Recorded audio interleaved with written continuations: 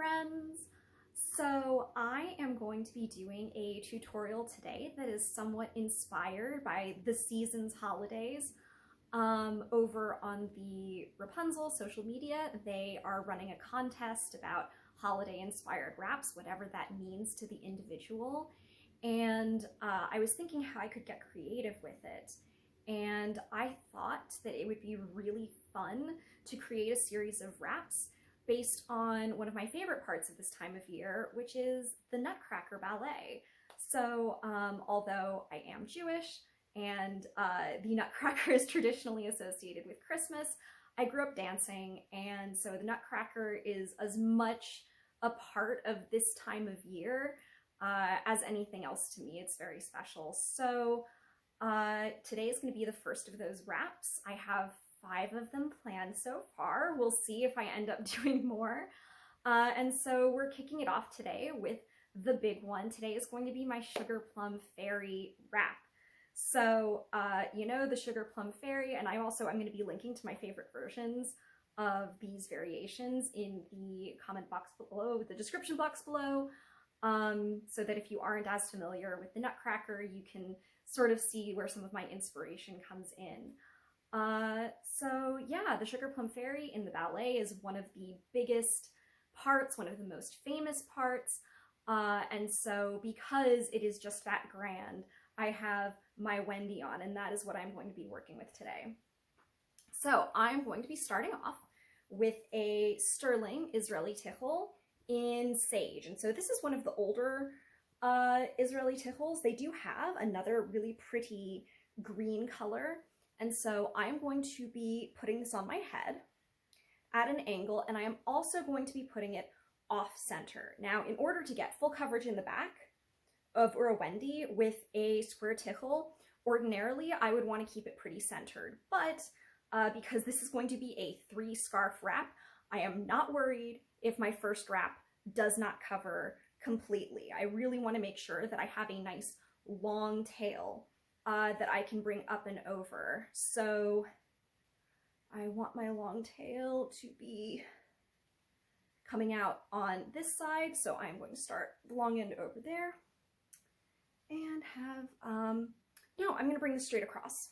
I'm going to bring this straight across, and then I think I will angle my next 2 scarves. All right, and then I'm just going to tie it in a knot at the back of my head. There we go. So I have a shorter tail and a longer tail, which is exactly what I want. And I'm going to take this triangle end and tuck it underneath at the nape of my neck.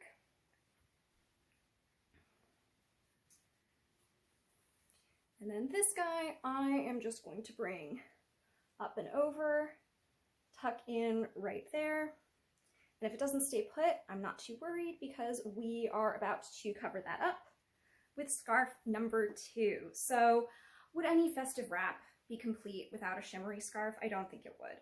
So I am going to take my gold shimmery here, and I'm going to place it on my head evenly. So with both ends the same length. And now this one, I am going to angle, and I'm going to tie it in a knot at the back of my head.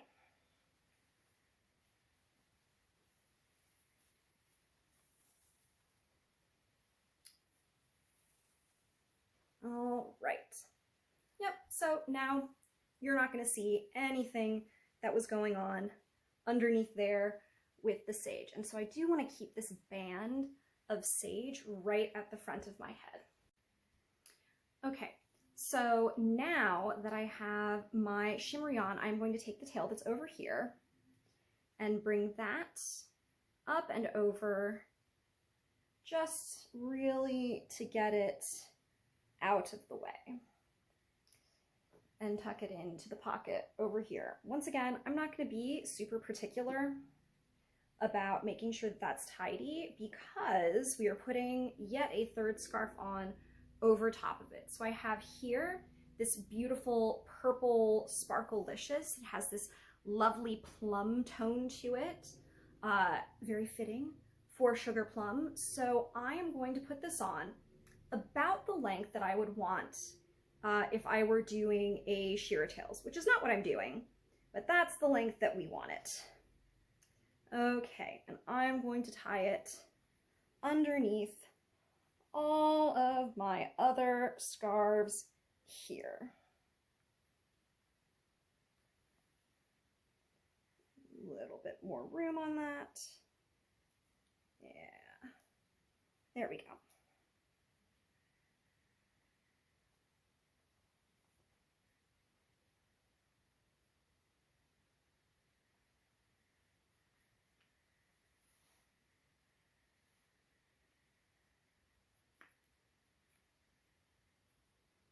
Okay, and adjust that to make sure I have a nice even angle with my gold and my purple, and that I have everything still showing up at the front here. All right, so now I am going to take my green tail over here and bring it up and over just behind that purple. And if I run out of room, just tuck it in. That is totally gonna be fine. Perfect. And now I am going to bring my other tail up and over for the Sparklelicious. Still working that very same angle. And when I get over here, I'm going to go ahead and tie my beginner's luck knot, just like that.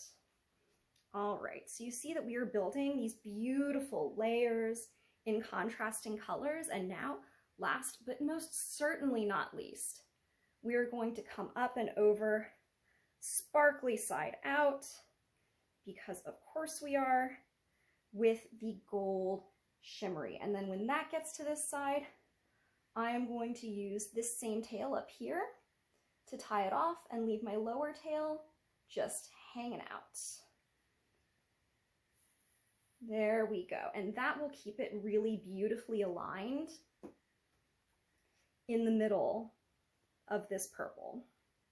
So once again, adjust, make sure that the spacing on all of my layers here is nice and even. And I'm gonna wrap this one more time just for a little bit of extra security, and then tuck my ends up and underneath of this shimmery, just like that. All right, so now that I have these beautiful ends out, just because it's the Sugarplum Fairy, Maximum Sparkle is exactly what is in order. I have this beautiful pin. I picked this up at a Rapunzel pop-up event right before Rosh Hashanah, and I thought that it was just absolutely perfect. If this does not say fairy, I don't know what does. And I'm just going to put that right here through this knot.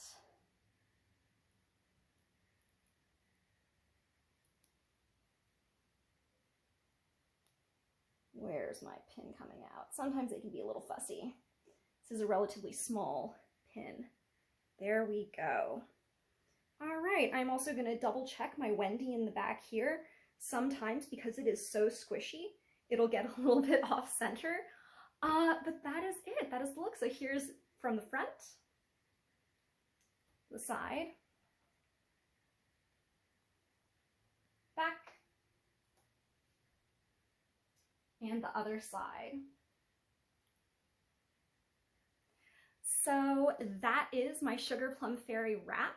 I hope you will continue to join me this week as I put out more Nutcracker-inspired wraps. Thank you so much for watching. That's a wrap for me.